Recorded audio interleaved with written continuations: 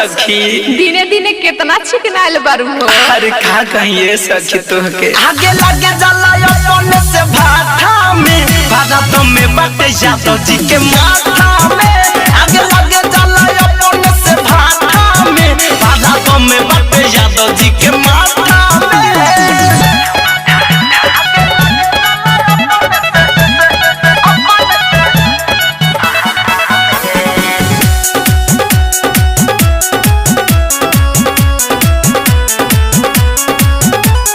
ससुरा में सुख बड़ा मिलता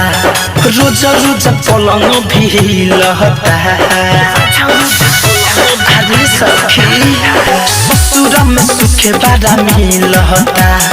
रोज रोज पलंग भी लहता दिन पर दिन गोराता देहिया गगरी जवनिया के डोलता याद नहीं हमें मोरा यार के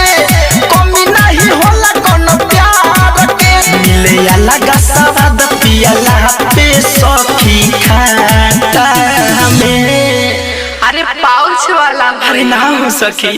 अरे रात भर अपने से मोथेल आगे लगे जला अपने से भाटा में भारत में बटे यादव जी के माथा में आगे लगे जला अपने से भाटा में भारत में बटे यादव जी के माथा में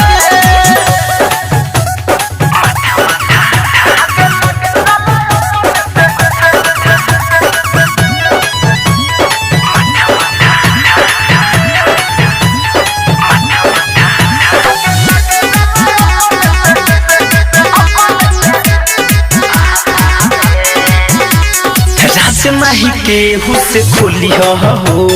कुछ ना धनंजय से बोली हो कुछ ना धनंजय से बाहर मायरे राज नहीं के हुसे खोली हो कुछ ना धनंजय से बोली हो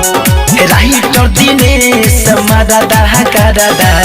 कर देता हो ही चोलिया हो चले जो काम छा छा के मन कर छोड़ दी भातल रहा के जना पे जौनिया अभिनव चंदन का में आये सखी आ नमकीन लगेला कि सादा पूरा पिए लुकी आधा। अरे पूरा हो आगे लगे जला अपने से भाटा में भारत में बटे यादव जी के माथा में